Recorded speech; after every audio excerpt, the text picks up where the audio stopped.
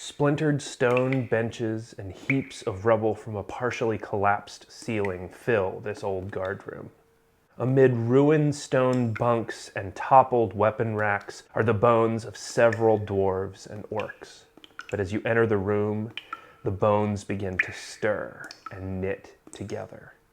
They fight until destroyed.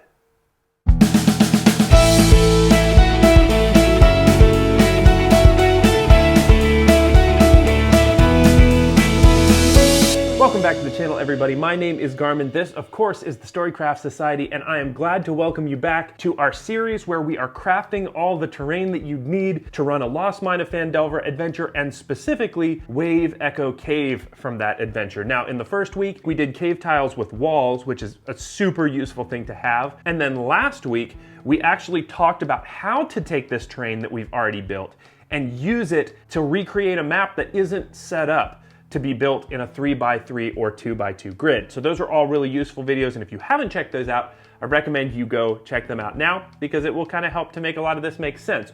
But this week we are talking rooms 3, 4, and 5 from Wave Echo Cave. Now we know that these 3 rooms are number 3 being the old entrance, number 4 being the old guard room, and then number 5 being the assayer's office from the old mine that was once in Wave Echo Cave. But we need to now make that, because the cool thing is these 3 rooms are where the first combat, at least in my opinion, should happen in Wave Echo Cave. So, perfect place to go, but there's something that we have to build first before we dive into making this cool set. And that is that we know that in the old guard room, there's a partially collapsed ceiling, so we need some kind of terrain to show our players where that partially collapsed ceiling is. Now, real talk, I have been doing this for a lot of years. I've been a crafting DM for a long time, and you're going to laugh, but I have never made rubble tiles before this video. Like rubble, this stuff. I have never made it before this video, so it is about dang time that I make some, and honestly, I'm really, really glad that I did this because I will get just a ton of use out of these. So without any further ado, let's jump into how to craft these really useful piles of rubble. So to start this process off, I pulled out my heavyweight chipboard and I prepared to make some bases for these. Now, heavyweight chipboard is the heavy version of the stuff that you get in the backs of notebooks. That's like a medium or lightweight chipboard. So I like this stuff because it's really easy to work with and it's super cheap. I actually got my entire stack of this stuff that came out of the packing that was inside a piece of furniture. So the next thing that I did was I took them and I started to draw out the shapes that I wanted my bases to look like. Now, there are 2 basic shapes, and again, these are very free form and just kind of do what feels natural to you, but there's 2 shapes that I decided to make. The first one is like an oval shape. Don't make these a specific shape because then that ends up looking really unnatural, but I wanted a bunch of pieces that were ovally. And then the next one that I made was corners, and that's ones like this so that it could fit up inside my corner dungeon tile pieces. Rubble and that sort of thing is a lot of times going to be pushed into corners of the rooms, and I knew that that would be really useful, and the way that it turned out is exactly what I wanted, so that's always super useful. Then it was time to start putting them together.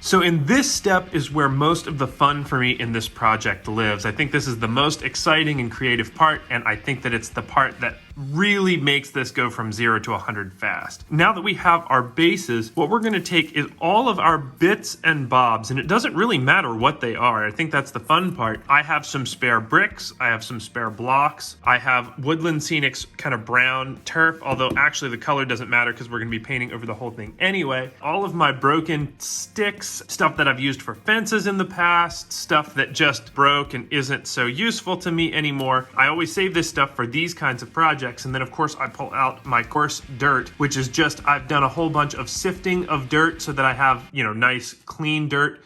That's an ironic statement, but nice fine dirt to use on projects, and this is the coarse stuff that I sifted out. But I'm going to be using the combination of these 5 things on all of the bases, gluing blocks down in different areas, taking and making a glue paste with this to put that in between to kind of fill the spaces in between the blocks. I'm going to be using sticks to look like broken rafters or broken pieces of floorboards or whatever. And then of course I'm using the coarse dirt to get me the stuff that just I can't really get out of all those other things that are like more organic pieces of wood. And so with that said, I'm gonna jump into a time lapse of me working these things out, and hopefully we'll have some really cool looking ruins piles at the end of this.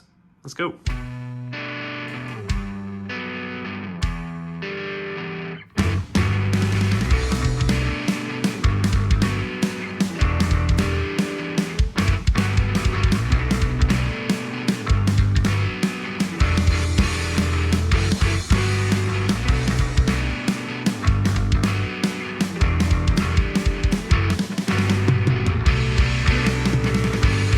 So there's no trick here to doing these. It's really just about having fun. Just take whatever pieces you have to use to make your rubble and just start gluing them on until they look right. Try not to make any patterns. I guess that's a trick, right? Don't try to stick to always doing the same thing on each piece. But other than that, just find where it looks good and put stuff down. They don't have to go super high unless you wanted them to go super high. 2 or 3 bricks high is more than enough. And after I got that done to a point that I liked it, then it was time for me to move on to my PVA and flock mixture. Now what I'm going to be using this for is to fill the gaps. There's just going to be places where I can't get down into easily, so I'll take some time to do that. And then when that's done, then I'm going to take my tacky glue out and go around all of the open area on the bases and then cover them with sand. That's going to give my bases all of the texture that they need and will look like piles of dirt underneath the rubble. Now the final steps to getting them put together was to pull out my Blackmagic Craft base coat and give them a flat coat of that. For those who don't know, that's just a 50-50 mixture of black acrylic craft paint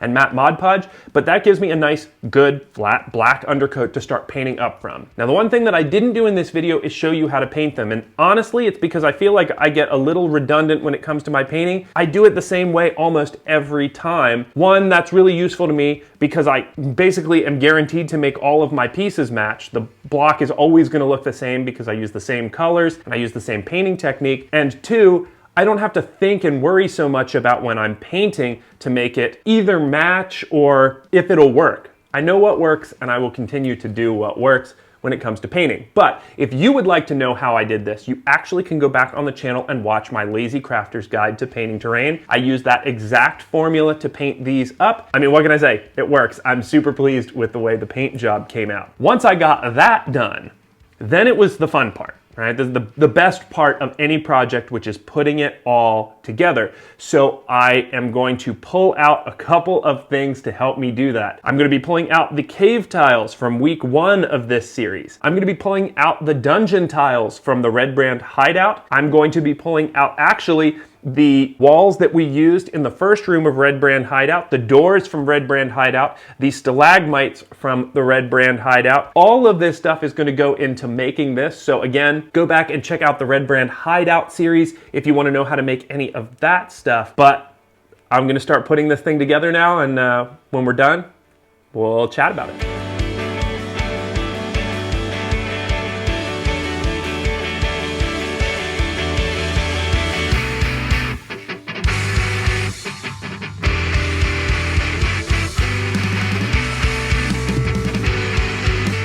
So here we have it, rooms 3, 4, and 5 from Wave Echo Cave, and we are just getting started. I am so excited to see all of the places that we're going to go in this series for sure. But the one thing that I will say about this series in particular is how the heck did I go so long without crafting rubble pieces? And now that I have them, I'm going to use them like every session. I mean, every dungeon has little bits of ruin and rubble in them. So I think that this is just a useful video, whether you're doing Wave Echo Cave or not.